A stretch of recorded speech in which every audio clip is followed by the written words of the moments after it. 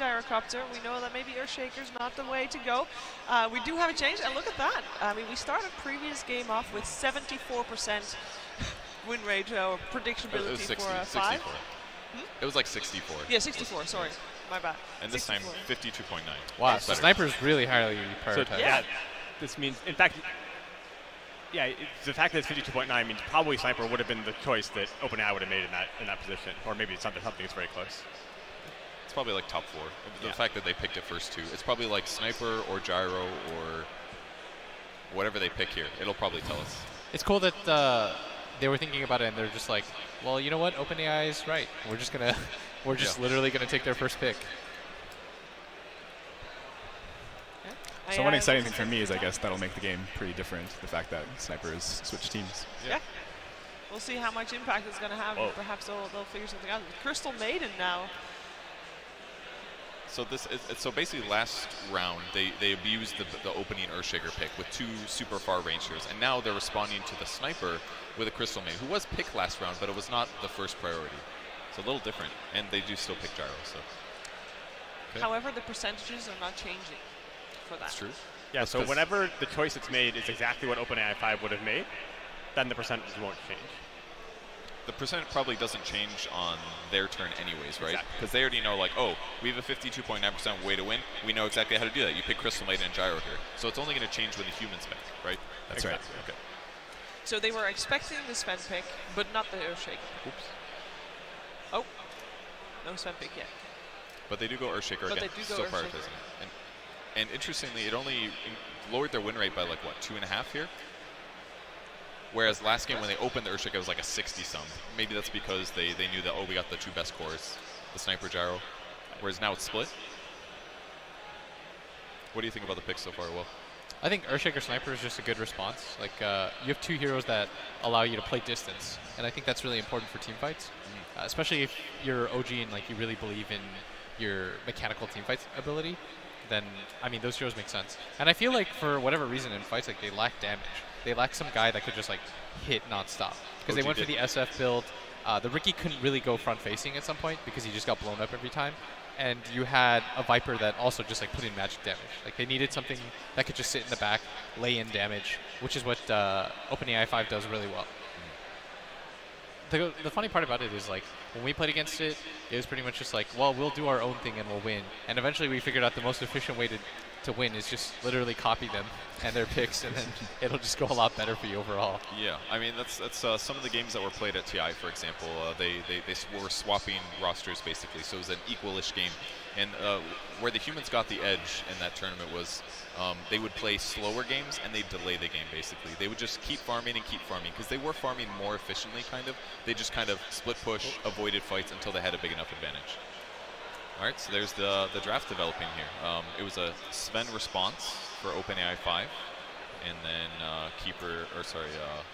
Probolus, aka Death Prophet, Witch Doctor, and a Slark.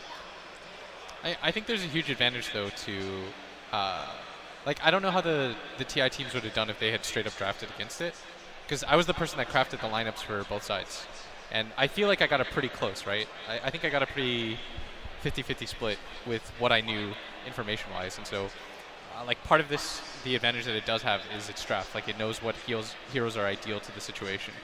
And it does say that Slark is a bad pick. Yes. 4%, but 5% Lion was good. Lion was good, yes.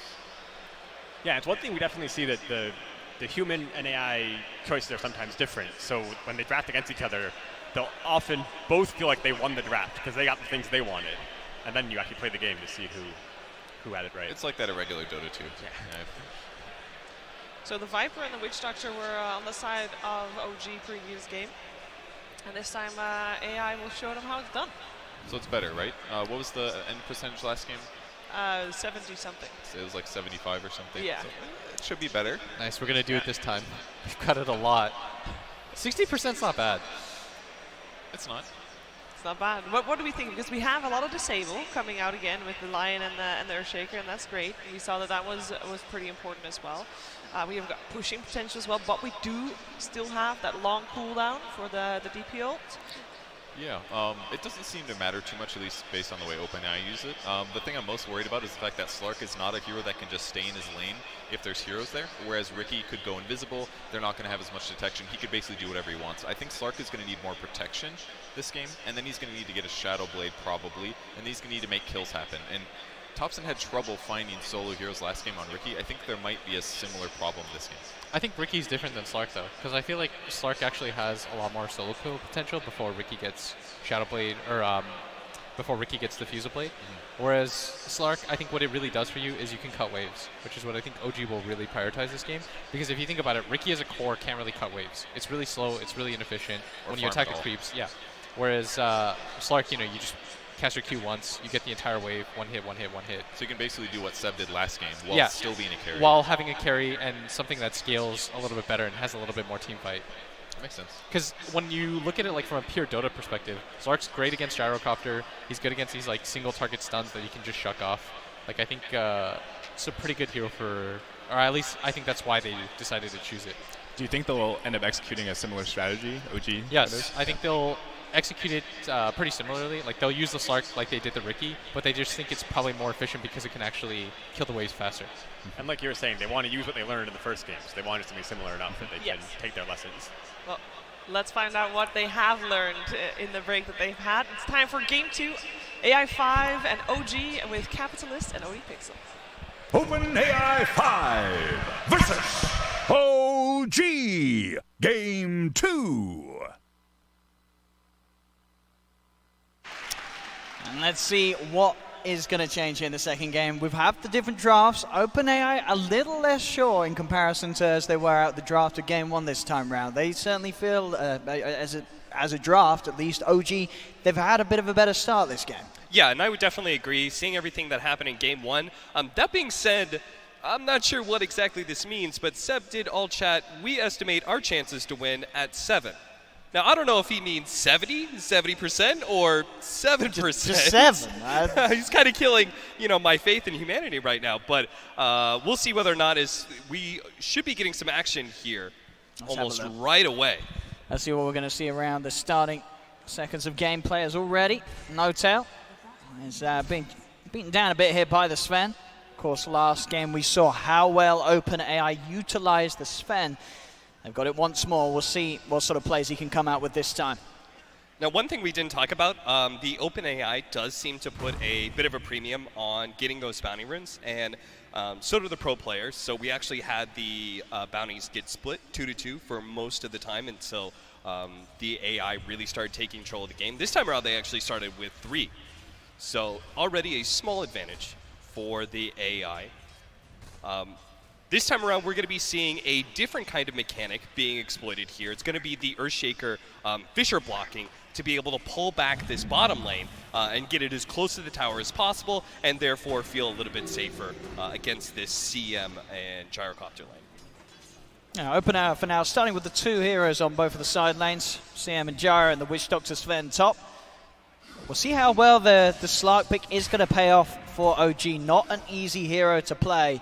And in terms of just across the board in professional play and high-level play, this is not one of the most popular heroes to utilize. But you can certainly imagine with sort of the hero's sort of elusive capabilities, there are strengths and a lot of ways that Ana can outplay the AI. Yeah, certainly. I think that there's a couple things stood out to me for the OG draft. One of which is we have some pretty good team fight heroes, some good heroes to defend towers, especially in the Earthshaker and Sniper. We have a hero that can actually take objectives very well with the Death Prophet. I think that was something that was definitely lacking from last game. We saw how many times they would try and cut creep waves. But what the AI did was say, that's fine, we'll just tank the creep wave and not let any damage happen to the tower. Zeb's in trouble. And indeed, we see a quick heads-up play there from the CM, utilizing the Mango to instantly get the mana required for Frostbite. Zeb will survive, but taking a lot of heavy harass here from this duo lane of the Gyro and Crystal Maiden. It's back towards mid Thompson. Actually, nearly dying here. In fact, what he does, the poison was too much.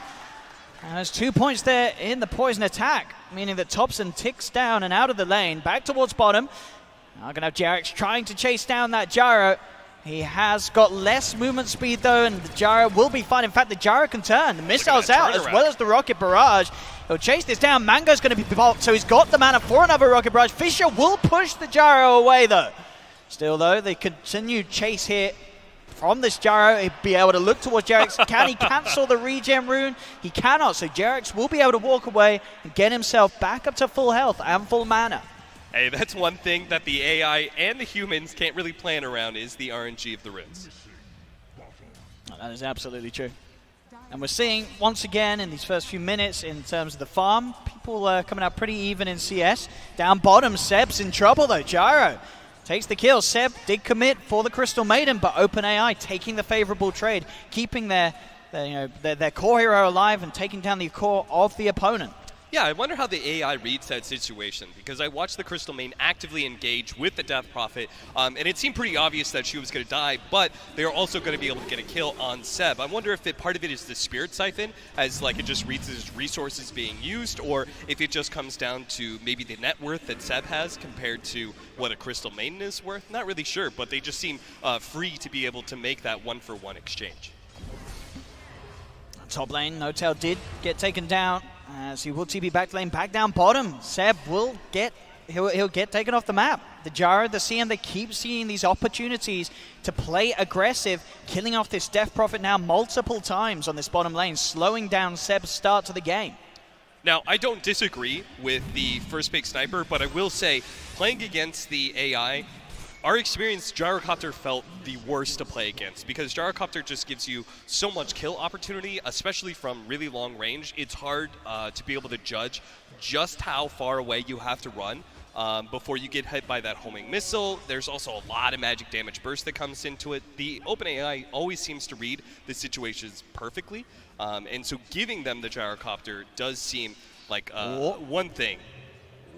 See, back towards mid. Both teams sort of playing a game of chicken here with one another, seeing who will push each other over the edge. Thompson will have the salve. And the OpenAI realizing that that dive would not be successful, keeps himself at bay. With that haste through movement speed, he's already got another salve ready and on its way out. Does have to be a little careful here on the Viper, as Thompson is keeping the AI very low. The OpenAI almost baiting Thompson in, trying to make sure that the damage trade is successful. Again, down bottom, another play. You see how low the Gyrocopter is, but he gets the job done. These two heroes just getting kill after kill onto Seb. He just doesn't stop dying on this bottom lane. This Gyro Crystal Maiden combo seems to be so strong from the AI. Yeah, notice where their attention always goes to. It always goes on killing the Death Prophet, right? And part of that is because Earthshaker doesn't do anything for them past the Fisher usage. See up top. Turn here with the Maledict onto Anna. Anna, he's got the Dark Pact. They do have a Viper in this lane as well now, so OG have to be careful. Again, the Gyrocopter just racking up these kills. He was able to kill off Jerax once more. As this chase continues top, South will be popped, but he gets cancelled here by the stun. OpenAI diving past the tower with the damage from the Viper and the Sven. They'll claim the Slark's life. They'll get No-Tail as well. The AI turning it up early here in this game too, as they are getting kill after kill after kill.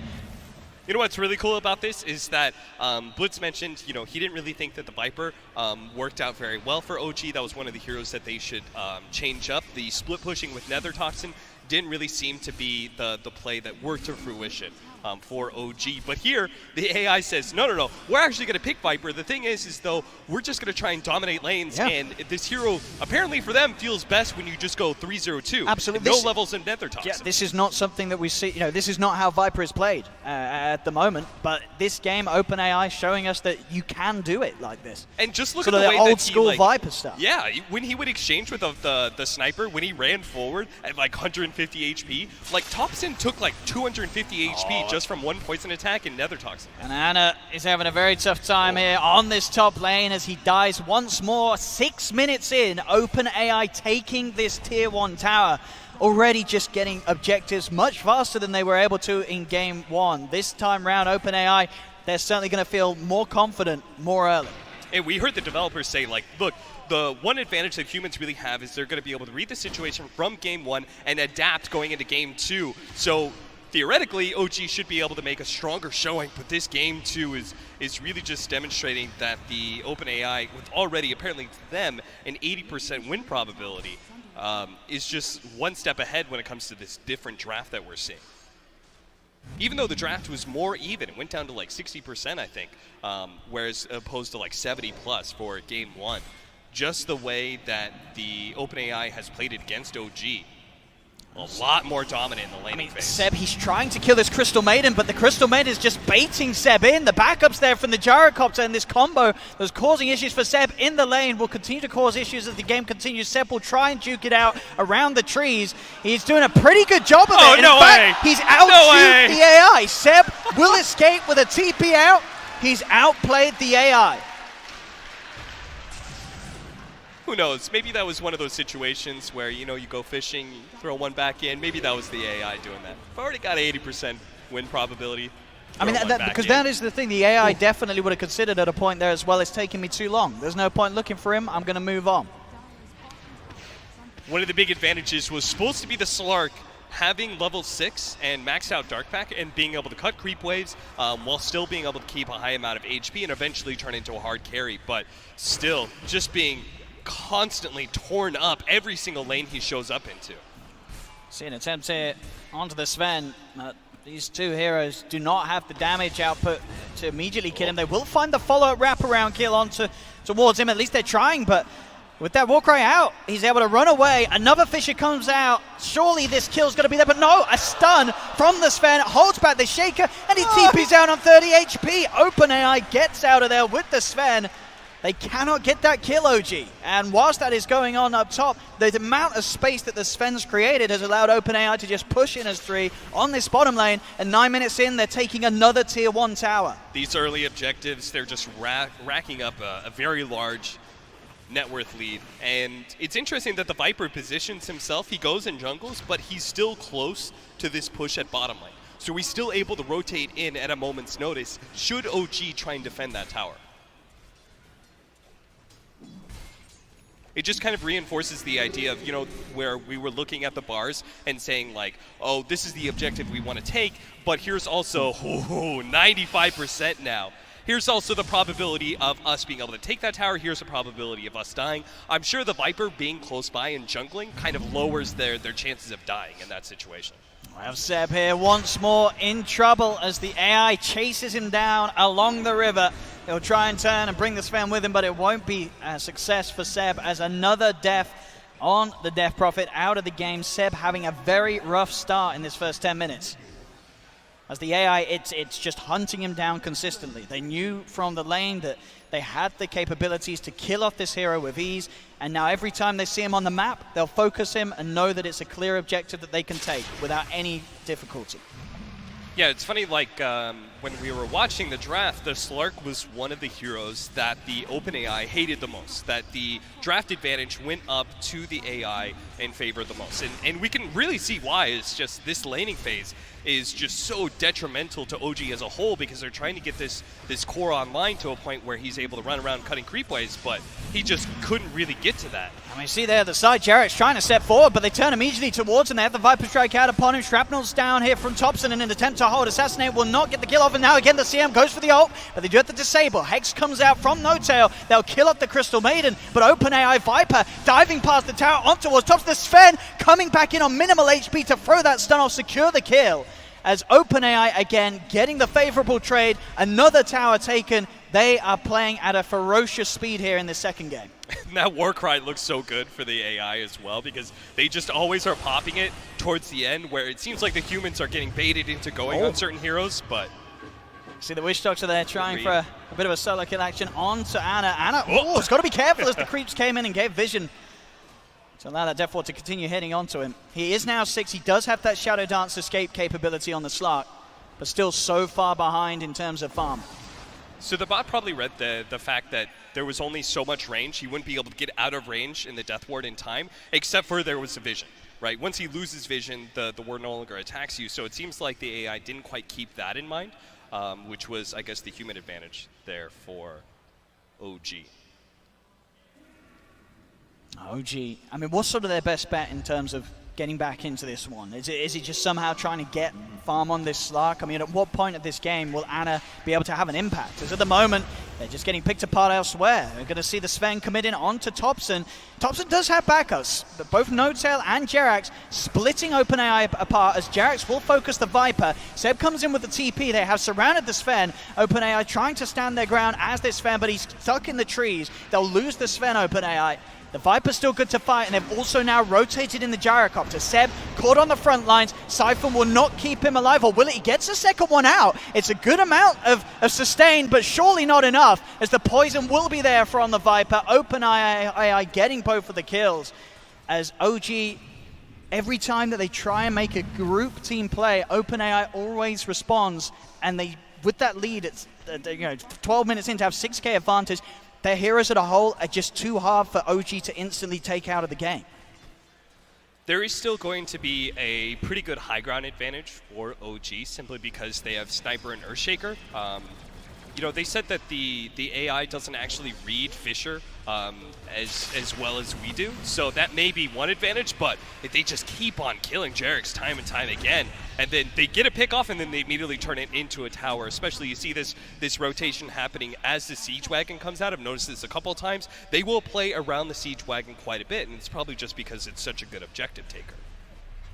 And this is definitely sort of the games that we've seen from the OpenAI in the past, where 13 minutes in they get this lead. OpenAI as it is, they're not going to make mistakes. They're not going to throw away this lead. You have to outplay them. You have to outmaneuver them. And at this rate, OG, they're struggling to certainly do that, as they'll lose Tops and Seb trying to move in. But the Crystal Maiden, with that massive amounts of damage coming out from the ultimate, just stands her ground, 2 dead. There will be a buyback here as Topson trying for some OpenAI-esque tactics to try and bring the game back around. But I don't know how much this buyback's going to do for him, if they're still without Seb, as Seb just failing to have any sort of impact this game as the Death Prophet after a terrible laning stage against the Gyrocopter and the Crystal Maiden. OpenAI, 14 minutes in, they're up to the high ground, onto the tier 3 tower. Anna will be able to jump away, doesn't even manage to kill off the courier. The Viper, godlike, diving past towers, killing off Thompson. It's a dieback from the Sniper. Seb, he's going to try and lead forward, but the cast bounces are out. Seb stands too close to Jerax. Jerax is in trouble as well, as he's forced away. OpenAI taking that top tier 3 tower.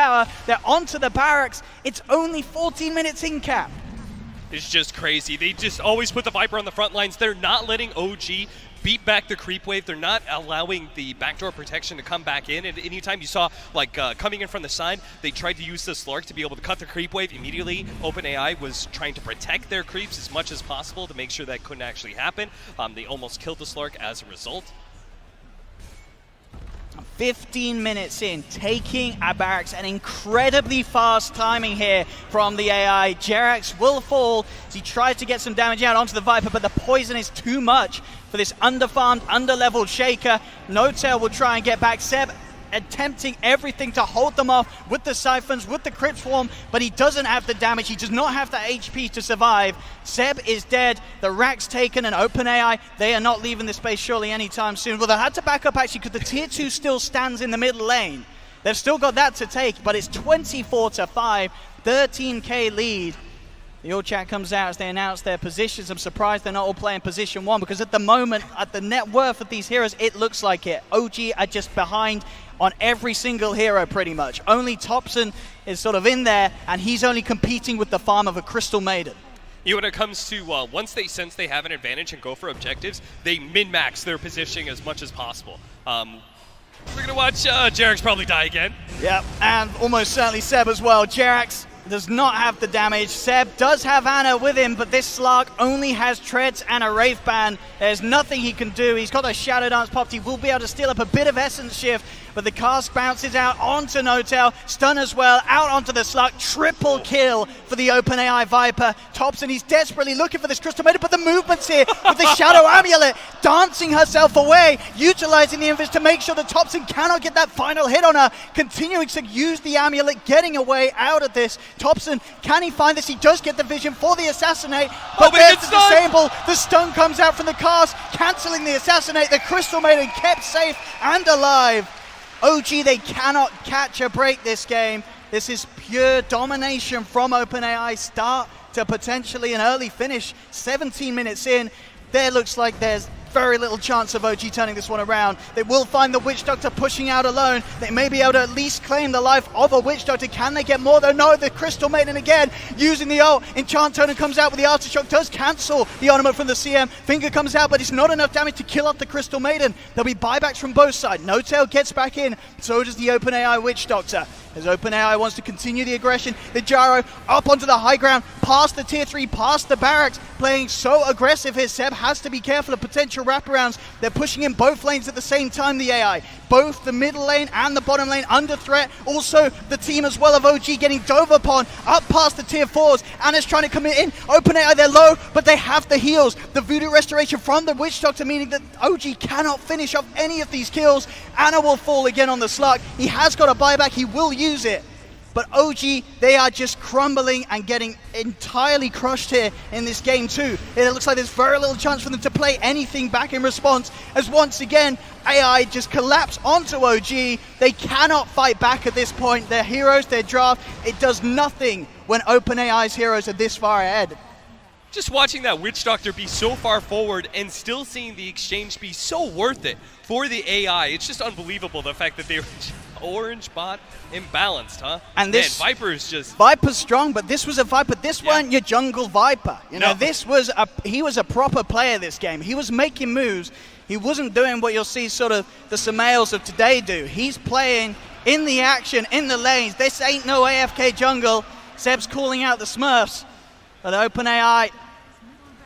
I mean, between the poison attack and the corrosive skin, right, it was just so hard for OG to be able to fight against that. Like, they put the Viper on the front lines always, and they just couldn't sit back and just, you know, use the Sniper and the Earthshaker to be able to kill creep waves and then have the Slark cut. Like, that was the ideas that OG was hoping for, but none of that was really possible with a Viper being this over-farmed and always forcing the fight. I mean, if they can get this kill, it would be an absolutely huge run. He's 18-0-9 at the moment, but they cannot. They do not have any sort of damage to beat down this Viper. As once again, OG just getting absolutely floored in any attempt of a team fight. AI, like, they never... The trees come out. The offerings as well of mangoes to try and keep the OpenAI at bay. As OG almost certainly conceding here in this game too. I mean, 40-6, 19 minutes in. I mean, we have not seen OpenAI look this good. This is such an improvement over time from all the events in the past, the build-up. At this point, OpenAI are looking to play at full power. Yeah, it just looks fantastic. I wonder, do they have a force staff or if something they get to this save kill, it's worth so much. Are they even going to, Owen? They're not getting it. Can they even do it? This Viper will not die. Every single time you think like, oh, this hero, he's too far forward. He's too low. He's like gonna get picked off. But there's always enough heroes behind him. Like, even in that situation, they were all the way over by the shrine, but they know that the Viper is just gonna take so long to eventually die that that they could be there in time. And with the Ancient falling, there is no hope here for OG. They have a fortification. But with Anna dead, 41k lead. They're asking for the finishing blow to come in from the OpenAI, as OpenAI almost playing around with them at this point. Finger attempted onto the Gyro. The stun from No-Tail misses. Thompson's AFK. He's had enough of this one. As the Ancient will fall, and that is GG, game over. OpenAI taking game 2, taking the series 2-0. But honestly, this second game in particular, this is a fantastic example of something that, as a player of Dota 2, as a professional, you watch how OpenAI just absolutely crushed this 20 minutes of gameplay. And there's got to be a lot to learn from the way that they played this game. Oh, absolutely. I think there's, especially like positioning-wise, them always being able to read, to play around each other, right? Like, the AI plays a true 5-man. They actually do not do a whole lot of splitting up after the laning phase. They just always kind of play around each other. At most, maybe there's like a 3-man squad and a 2-man squad, but every single time you think that there's a hero that's like out of position, there just always seems to be enough backup behind him to take that fight. Sort of OG, as we see, just looking to be in sort of shock after that game. One of the quickest beatdowns they probably ever had in Dota 2. 20 minutes of gameplay that they just could not get themselves in. I'm sure they want to try and have another go, but as it stands, that is it. It's 2-0. OG will not take this series. A big success here for OpenAI 5. But there we have it. Of course, though, ladies and gentlemen, please give it up for OG, though, for coming and trying their best. It was not good enough, but they tried.